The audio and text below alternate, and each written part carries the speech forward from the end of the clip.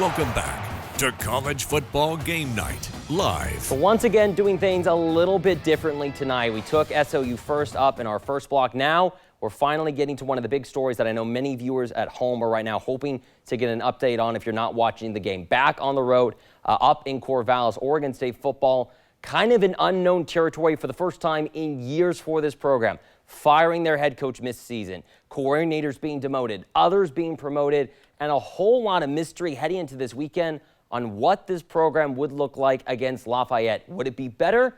Would it be worse? Or would it potentially be somewhere else in the middle? The answer is still not very pretty for this program, but not that awful. For the first time in weeks, Oregon State's offense actually has sustained some momentum in this game. On the second drive, getting the field goal that they needed to put points on the board. The defense holding the Leopards to just a field goal in that opening quarter. But again, kind of some of the big points that we wanted to see from this team. The long field goal that they had, not blocked. That feels like it's been a long time since that happened. So the special teams working a lot more consistently, and they were able to score a touchdown. So it's been the little victories right now that are kind of helping this program move along despite all the uncertainty with it, as right now they sit tied 10-10 with halftime drawing closer at Research Stadium. Watching it from all the sidelines has been our sports reporter on the ground, and Olivia Cleary. Liv, I see you got some Beaver fans behind you that are a lot more excited about the way they've been seeing their team play tonight.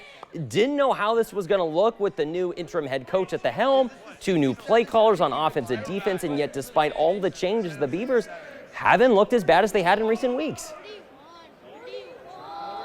Well, we're at halftime now. I mean, I've got some fans around me, probably about 6, 7 fans around me. It's a tie game here at halftime.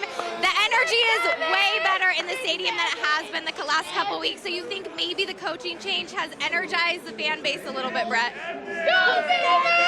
Yeah, I think it definitely has, Olivia. I want to get to the game, though, because it has been really important to see how this program has needed to adjust, right? You have so many different changes going on in the program. Again, interim head coach Rob Akey said he wanted to go to more like a team-like atmosphere where every coach and coordinator was kind of putting their hand into the pot to figure out how this team was going to look heading into this game. But the big question mark that I had was on the offense. Ryan Gunderson taken off of the play calling duties. Danny Langsdorf is put in as the new play caller, originally an offensive quality control analyst, given the reins. What sort of changes have you already noticed in the first half of action for this Beaver offense? Let's go, Beavers! Yeah, Brett, well, the first thing that comes to mind after just watching this first half of football is you can definitely tell there is a new play caller in town. The offense is looking, the offense is looking a lot more versatile. They're getting their tight end in there with more reps. Still seem really characteristic with the running game, but definitely seeing a lot more passes from Malik Murphy to Trent Walker. And I think even though the game is tied, the offense has looked entirely different, and we'll see how it goes through the second half of this game. Again, you have some people yelling behind you. I'm hoping that's just the excitement from this game as that fan is absolutely losing his mind behind you. Hopefully, that's a good sign of things to come as this team continues to find more success in this game, and hopefully they'll be able to keep that up going on in the second half. Olivia, you've been covering this team all season long. You've seen some of the brief highs and a lot of the lows of this Oregon State football squad this season. We know bowl contention is kind of out of the question, but just how important would a win tonight mean for this program if they were able to hang on and take down Lafayette?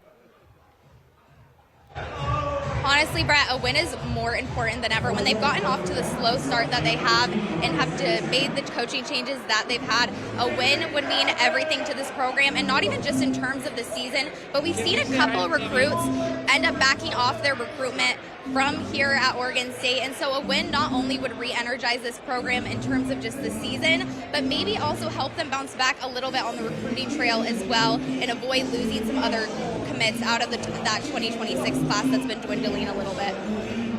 Olivia, I do have just a couple more questions for you. Two more is what I'm hoping to finish with. I want to talk about the defense because that was another big question mark for this program as well.